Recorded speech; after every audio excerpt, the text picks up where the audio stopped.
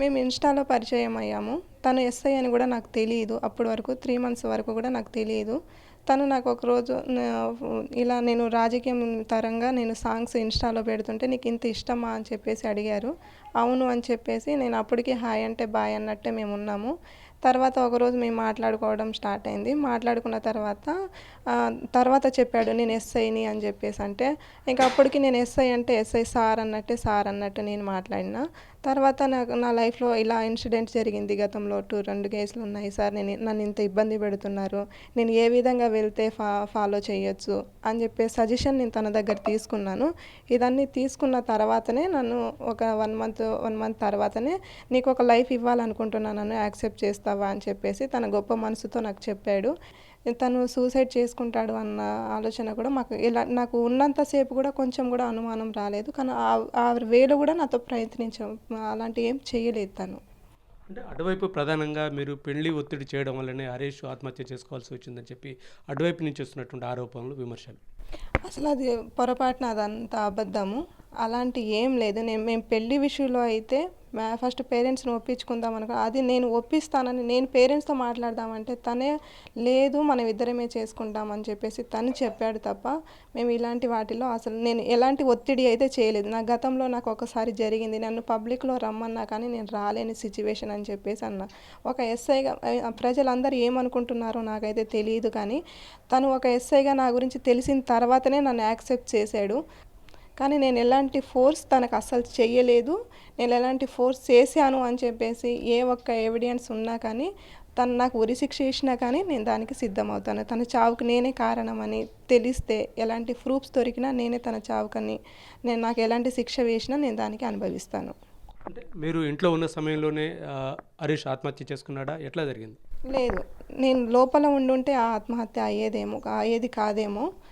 తను నా హనుమకొండకెళ్ళి పెళ్లి చేసుకుందామని చెప్పేసి డ్రైవర్‌కి కూడా ఫోన్ చేశారు. డ్రైవర్ వచ్చారు అని చెప్పేసి తను నాకు జడేసిన తర్వాత మేము అంతలోనే డ్రైవర్ వచ్చిండు. నువ్వు ముందుకెళ్ళు అని చెప్పేసి నాకు అన్నాడు. తర్వాత నేనేం చేశానంటే ఇప్పటికి కూడా నాతో పాటు నడవకుండా నన్ను ముందుకెళ్ళమని చెప్తావా అని చెప్పేసి నేను బయటికి వచ్చేసాను. కార్ దగ్గర ఒక 2, 3 మినిట్స్ వెయిట్ చేశాను. వెయిట్ చేసిన తర్వాత సౌండ్ వచ్చింది. డోర్ వేసుకున్నట్టు సౌండ్ వచ్చింది. వచ్చిన తర్వాత ఈ డోర్ ఎందుకు వేసుకున్నాడు అని చెప్పేసి నేను వెళ్ళి డోర్ కొడితే ఆ డోర్ తీయలేదు. ఒక 2, 3 మినిట్స్ నేను అరిచిన తర్వాత రీసార్ట్ నుండి బాయ్స్ వస్తున్నారు. ఇలా తను డోర్ తీయట్లేదు, ఒకసారి మీరు వచ్చి డోర్ తీయరా అంటే వాళ్ళు వచ్చిర్రు. డోర్ తీసిన తర్వాత చూస్తే తను కాల్చుకొని ఉన్నాడు. అప్పటికే నేను వెళ్ళి అంత అరిచేసరికి వాళ్ళందరూ వచ్చారు. వాళ్ళు ఎవరికి ఫోన్ చేశారని నేను అంబులెన్స్‌కి ఫోన్ చేయమని నేను చెప్పాను. అంతలోనే నేను అక్కడే ఉన్నాను. కానీ తను సూసైడ్ చేసుకునే టైంలో నేను లేను. చెప్పమ్మా, ప్రధానంగా అందరూ అంటే ఆ కుటుంబ సభ్యులు కానీ అక్కడ ఉన్నటువంటి వాళ్ళు కానీ గతంలో కూడా అనుష 2, 3 మీద కేసు పెట్టింది, బ్లాక్మెయిల్ చేసింది. ఈసారి కూడా హరీష్ని బ్లాక్మెయిల్ చేయడం వల్లనే తట్టుకోలేకనే ఆత్మహత్య చేసుకున్నాడని ప్రధానంగా చెప్తున్నటువంటి పరిస్థితి. లేదు. నేను ఎవ్వరికి బ్లాక్‌మెయిల్ చేయలేదు. నేను బ్లాక్‌మెయిల్ చేసినట్టే ఒక ఆడది చేస్తుందంటే అమౌంట్ కోసమే చేస్తది. కానీ నేను అమౌంట్ కోసం చేశాను అంటే నా ఆధార్ కార్డ్ ఇస్తాను, నా బ్యాంక్ అకౌంట్స్ ఇస్తాను. ఎక్కడైనా నేను ఎవరి దగ్గరైనా అమౌంట్ తీసుకున్నట్టు పోలీస్ ఇన్వెస్టిగేషన్‌లో తేలితే నేను దానికి ఖచ్చితంగా నేను బ్లాక్‌మెయిల్ చేస్తున్నానని చెప్పేసి ఒప్పుకుంటాను. అంతవరకు నేనైతే ఒప్పుకోను. చెప్పమ్మా, ప్రధానంగా ఇప్పుడు ఆత్మహత్యకు ప్రధాన కారణం ఏమనుకుంటావు హరీష్ ఆత్మహత్యకు సంబంధించి?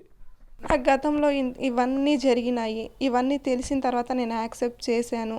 ఇప్పుడు ఈ అమ్మాయిని వదిలేస్తే నేనెట్లా? అటు పేరెంట్స్‌కి సమాధానం చెప్పుకోలేక, అటు వాళ్ళ పేరెంట్స్ వేరే వాళ్ళతో ఎంగేజ్‌మెంట్ ఫిక్స్ చేస్తున్నారు అని చెప్పేసి చెప్పాడు.